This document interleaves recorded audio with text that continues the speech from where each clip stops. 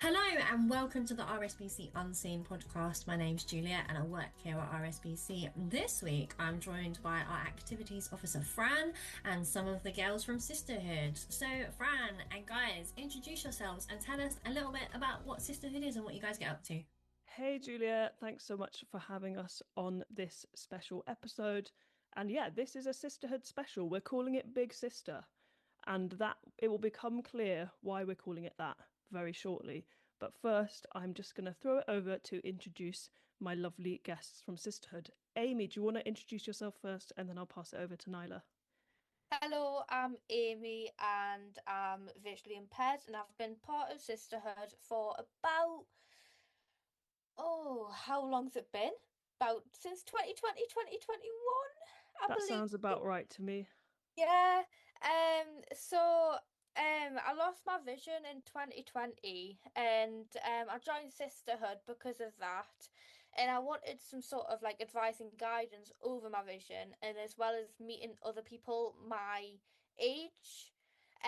So yeah, and did I mention I'm from Newcastle? Um and I do podcast myself called help.vision underscore. And yeah. That's That's me. you. Thanks, Amy. How about you, Nyla? Would you like to say hello? Hi, I'm Nyla. I've been in Sisterhood for maybe just over a year, Mhm. and I live in North London. And to be honest, being at Sisterhood has really helped me like socialize and make friends with the group.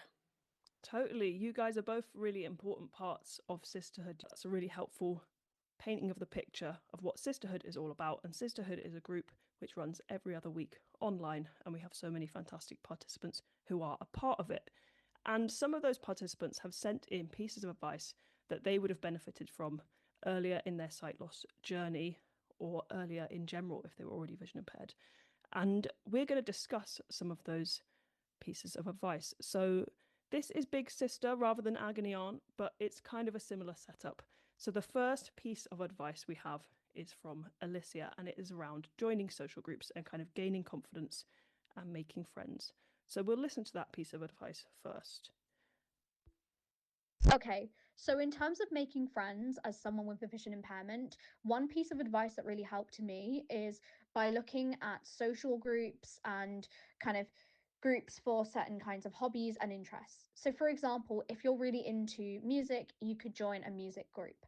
Now, schools, colleges, universities, and just in the local community, there will be groups and social groups available with different themes or about different things. So that way you can really go and meet people with similar interests to yours, which can get the conversation started. And also with groups that meet regularly, you're probably going to be seeing those people on a regular basis, which can help with building friendships and getting to know people. You can also find these kinds of social groups online as well. And there are different social medias that you can use to find these types of groups. I would always recommend, though, if you are going to be doing things online, just be safe, don't give away your personal information, and report anything that looks suspicious. Okay, so that is Alicia's piece of advice. What do we make of it, guys? What have you found useful in terms of socializing, making friends in school and outside of school? So I really liked that advice because like at school we have lunch clubs and for like different I guess interests. Like I go to music because I love music and I also go to D&D club because I love D&D. And I think going to a group where like people with the same interests as you can really get to know people and maybe like even feel confident like getting to know people. Totally. Definitely. And I agree with that. There's loads of societies out there in uni as well. Um, Especially with like different interests and stuff. There's like running clubs and even like reading clubs if you're interested in books and stuff like that. And you've also got like clubs outside, so you've got like youth clubs depending on how old you are. Um but like sometimes you have got to look more once you like get older, in my experience. So I've looked at like more things not to do with youth clubs because they're like mainly dedicated for under 16s out in my experience. And it's a lot more like I wouldn't say difficult, but there's a lot less unless you go to university or something. Like for you really, but sisterhood really helps us as well for being a part like of the visual impaired community as well, because I don't know many like people who I can like ask my own age about visual impairment and stuff. That So kind of yeah. That's helpful, Amy. That's what I was going to ask. I think probably starting with a hobby, I wonder if it levels the playing field a little bit and vision impairment becomes less relevant because you all have this shared hobby. So maybe that's kind of one useful way of approaching some social groups. But do you guys find it helpful to have sisterhood as a space where, obviously it's accessible because we know about vision impairment and we're kind of catering to that from the start? Is that something that you guys value in that space to chat amongst each other? Yeah, Yeah. definitely. It really helps because of being like knowing that everyone's visually impaired. There's no like sort of judgment in a way. Like everyone sort of struggles with with the vision, and everyone sort of like has this. It's sort of that space to like share something that you struggle with without like sighted people like sort of like thinking, oh, well, why do you struggle with that? That's like easy in a way when you might not find it easy. And like you sort of need that like lived experience in a way to sort of have that, if that makes sense. Yeah, definitely. Nyla, have you got anything to add? I agree with everything that, she said. Like, I really like sisterhood because, like she said, there's no judgment. Like, yeah, we're all struggling with with visual impairment. Yeah, I think it's That's definitely something to kind of not even bond over, it's just a given. And then you don't have to explain, which I think has, yeah, often been useful for new members knowing that they haven't got to explain themselves and they haven't got to kind of expect people to not understand things. Thanks, Amy and Nyla, for your thoughts so far. Nyla, I want to hear more about D&D at some point. You and me are going to have a chat. So our next bit of advice is around making conversation and interacting with people if you're visually impaired and maybe you don't catch like non-verbal cues as easily and like ways to manage that. So hopefully get some good advice. Yeah, so our next piece of advice is a typed out message from an anonymous member who says, since becoming visually impaired, I've been less confident in making and keeping conversations going. And they, in fact, asked ChatGPT to help them out with this. The advice that ChatGPT gave for making and starting conversations, keeping them going, was to answer a question with a short answer, a short detail, and then ask a question back to keep the conversation going. And this person says they've been practicing it with safe people such as QTVIs, VI teachers, other trusted adults to gain confidence when chatting with other people. So I'm wondering, guys, do you have any advice? It might be around this specifically, keeping conversations going, or maybe just generally ways that you kind of increase your confidence. It might be chatting to, like this comment said, trusted people who you can kind of gain a bit of confidence yourself. I'll throw it over to Nyla first. so I guess my advice would be, and this, like, some people won't feel as confident, but like when you meet new people, sometimes it's helpful to like let them know that you're VI and maybe you struggle with catching like non-verbal cues. Yeah. I think that's a really useful starting point so that you don't have to kind of explain that halfway through a conversation and people know what's going on. What do you reckon, Amy? Yeah, definitely. I agree. So I think just like building your confidence towards the people who you know the most. People like peers, like you haven't spoke to before in your class maybe. and just like gathering that confidence who knows you're visually impaired because either like they've seen you walking around with a cane or something like that gives off that you're visually impaired. And maybe just like start a conversation with them and maybe just like say like, oh, like what do you enjoy? What's your interest? And maybe just like start like a conversation up and like see how that goes. And if it's like too much for now, just go back to them safe people and then just like keep on building it up. I'm wondering about that thing of, like you guys have both said, either introduce the topic of VI so that people understand or know to expect that, or you mentioned, Amy, using a cane is kind of a helpful signal. I'm not sure, Juliet, have you experienced, I've seen sometimes people wear a lanyard or something like that to kind of announce it so that they don't have to necessarily talk about it, but people are kind of aware. Is that something you've come across in the past? Yeah, I do think you're both right about if you're happy and confident to say so, just explaining, like if I met someone or I was in a big group, I would say like, hi, by the way, I can't see anything. So like, sorry if I sort of slightly interrupt you if I don't realize you're about to speak or anything like that. And also like things like, can you use my name so I know you're speaking to me?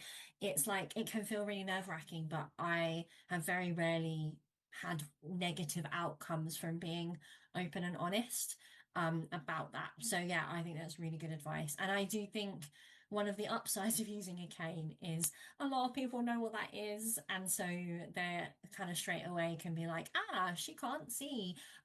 Reaction's not always perfect, but it's like it saves a bit of a conversation. So it can have its upsides. No, nothing is perfect, but I think it can definitely help. And I think having that sort of getting comfortable with explaining your situation as much as you can, it does really go a long way. I think you guys gave some good advice there.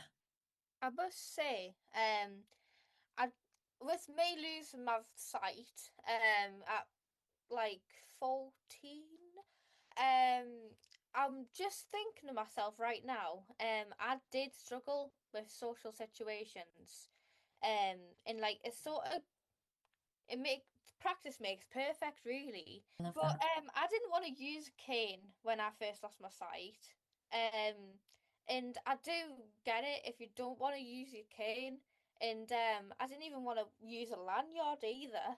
So like it got to the stage where I had to use a cane. My vision just got too bad. And Mm. I just because you worry about the social situation as well because people like or sort of might perceive you differently, if that makes sense. So just like try to be yourself as well, and don't put too much pressure on yourself either. That's excellent advice. Definitely agree about not rushing it. You got to feel confident and comfortable, right? And that takes time. Well, and it leads us really nicely onto our next piece of advice that we had from another member. We kind of discussed in one of our sisterhood sessions any pieces of advice people wanted to offer, and lots of things were around one, building the confidence to use a cane. I think you guys are both cane users, aren't you? Yeah. Yeah. So we've got some experts in the room here, but one of the pieces of advice was around cane tips and kind of mobility. And whilst there's no right answer, and to each their own as regards the kind of tech and the equipment they use, we did have some nice reflections from our group members. So this next clip is from some practical advice from Paris. Hi, this is me, Paris, and I'm here to talk about if I was younger, I would give myself good advice about what type of cane would I use. And now that I'm older, I'm using the right one. It's called the No Jab cane, and it's a really good cane. Bye. I'm wondering, after listening to that advice from Paris, if either of you have any tips, tricks, practical advice for navigating life with a VI. That could be kind of mobility equipment, or it could be apps or tech that you use, anything like that. So I use a cane, and I really like having the roll-on tips, like the ones that roll across the floor and stuff, because like the other tips like the marshmallow, like they do jab a lot. So the thing is, at the same time, it's whatever works for you. One thing we've talked about a lot is it depends where you live, right? Because you're based in London and it's a totally different landscape and kind of area being in an urban place to some of our members who are, in more rural environments. But it's definitely whatever works for you. Awesome. Amy, did you have anything else to add? Well, on the app side of things, thinking about it, I use Bus Times UK a lot, and I find it really useful because I can't say the actual timetable on the bus stop, and it's like quite accurate as well. So I do recommend that. And also I use Soundscape, I'm pretty sure it's called. And it's basically just like a navigation app for somebody who's visually impaired. It's kind of like the Maps app, but it's more accessible again for voiceover and everything like that. Thanks, guys. That's really helpful. A few practical tips there. And we're kind of moving on to a similar topic. So a while ago at Sisterhood, we've done skincare sessions, we've done self-care sessions, we've done yoga and general well-being. But one of the funnier sessions we did was our tech officer, Alex, our accessible tech officer, came to our session and he showed us some apps that can help you apply makeup. So he put lipstick and eyeliner and mascara on during the session for the first time ever. And it was absolutely hilarious. I think he stole these bits of makeup from his wife, who was not all that happy because they were quite expensive. I didn't know he'd done that. It was I remember perfect. that. It was Guys, I amazing. was not at that session. You missed out, Juliet, because it was. I can't believe it. These guys can probably confirm that it was chaotic. We've got a piece of advice from Sophie, one of our regulars, who says, as a young VI woman, I struggled with doing my own makeup. An organisation called Sight Life helped me out and gave advice on applying makeup by myself. I now know techniques and I've learnt about skincare. I can now put on makeup myself and go out and about. So I'm wondering how sisterhood self-care and skincare sessions have helped you, and any other, might be resources, might be apps, organizations which have helped you guys. I'll throw it over to Amy first because I think you were talking about an app that you've used before. Yeah, I've used Estee Lauder app, which I don't think it's been out that long because I remember losing my sight, and like if I think it was about a year or 2 years after it came about. But I think I'm right on that one. But it's really good because it helps, like, so if you say what makeup you want to apply, it's kind of like FaceTime but with AI. So you've got like it telling you, so like say if you're applying lipstick, for example, you've got like your lipstick in hand and like it tells you like where to put it, and it tells you like if you've missed out like a bit on your lip as well, or it tells you if you've like overlapped as well. And it's really good because it tells you what side to like wipe as well, and what side you need to improve, or if your foundation looks blotchy or whatever. And that's really helped me. But I do get my mum to look at my face at the end just in case I've missed something out. Give you the 'Cause check. I'm not That's walking in good. the street with me makeup not looking good. No, that's really it's useful reflections, Amy. I'm wondering, Nyla, if you can share some of the things that we've done more generally around kind of well-being or self-care that you've been a part of through Sisterhood. Okay, so we've done like yoga, exercises. One time, like before the session, we got sent like a self-care package, and it had some really fluffy socks. There was chocolate, there was a face mask, and we used it all in the session. Like we had some relaxing music on and we put our fluffy socks on and our face masks and we just relaxed. So good. Yeah, that was one of my favorites as well. I felt like Santa, basically, sending out all these little packages to everyone before the session. I So loved it. yeah, it's nice to just have a like dedicated space once a fortnight to just chill out, know that you're going to be amongst friends. And yeah, an important part of what we do for anyone who's kind of listening and maybe curious about the sessions is self-care and kind of well-being. So it might be emotional well-being and checking in with each other, and the session is also supported by a family practitioner from RSBC who's there to kind of meet our emotional needs and keep an eye on everyone. But also, yeah, we do kind of activities like we had last week. We had yoga again, which was really lovely, run by my colleague Eamon. And yeah, there's a bit of everything. I think you guys would probably agree.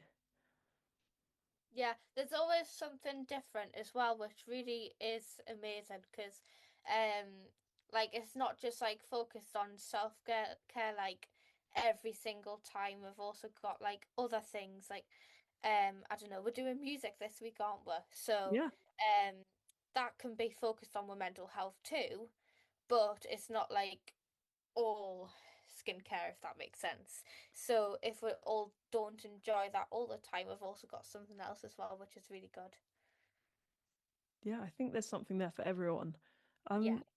Is there anything else that you guys want to share about your experiences of sisterhood, or any kind of message you have for listeners who are looking for a bit of advice, guidance, or information about what we do? So I would say that like sisterhood and RSBC is like really good because with RSBC there's like different clubs and different activities, and like I think there's something for everybody. That I hope is so. VI. Thank you, Fran, Amy, and Nyla, for chatting to us, giving us your advice, and telling us all about sisterhood. If you're a VI woman aged between 13 and 25 and you're interested, you can find the link to the sisterhood events on our calendar on the show notes for this podcast. You can listen to this and all the other Unseen podcast episodes on Apple, Spotify, everywhere else you get podcasts, and also on our Youth Voice YouTube channel, where you can also have a look at some of our videos. And we will catch you in the next one. Thank you guys for coming along. See ya, bye. Bye. Thank you.